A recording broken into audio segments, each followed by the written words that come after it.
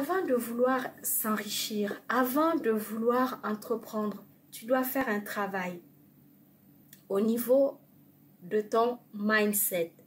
Tu dois déjà comprendre qu'est-ce que c'est être pauvre. À quel niveau tu te situes? Est-ce que tu es celui qui a un salaire, qui dépense tout pour se faire plaisir, qui vit au-dessus de ses moyens? Est-ce que tu es ce pauvre qui a le salaire et qui paye ce qu'il a besoin, ni plus ni moins? Il n'est pas endetté, il a juste ce qu'il faut pour vivre, ça lui suffit. Ou alors tu es ce pauvre qui a un salaire, mais à côté de ça, il épargne. Parce qu'il a un objectif quelque part. Il s'est fixé un objectif.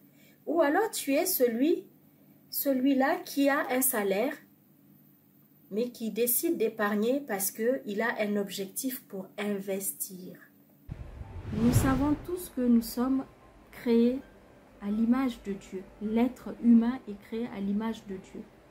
Nous sommes sur cette terre pour une mission bien précise.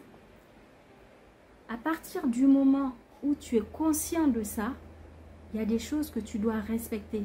En l'occurrence, les lois que Dieu t'a demandé de respecter. Peu importe ta conviction religieuse, il existe les lois, les 7 lois noahides,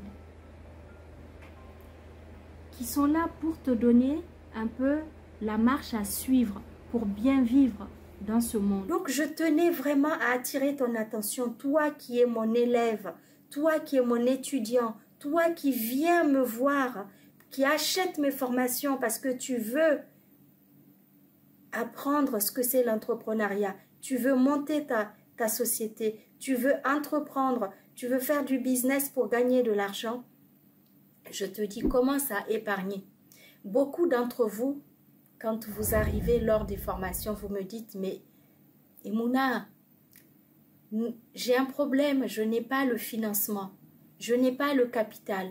Eh bien, cette vidéo, je la fais justement pour ce point. Pour une personne qui décide de se lancer en entrepreneuriat. Quelqu'un qui décide, une personne qui décide de changer sa vie, de sortir de la pauvreté, commence par épargner. 10% de ce que tu gagnes, tu te fais violence, tu gardes le cap, tu instaures une rigueur. Si tu es celui-là qui aime les sorties, décide de diminuer, de ne plus sortir tous les week-ends. Si tu es celui-là qui aime acheter des jolis vêtements tous les mois, qui dilapide ton argent, commence à changer ton état d'esprit. Sors de la consommation. Décide à partir d'aujourd'hui de ne plus être celui qui consomme, mais celui qui épargne pour sortir de la pauvreté. Ça, c'est très important. Il faut que tu aies cette prise de conscience parce que nous sommes des consommateurs.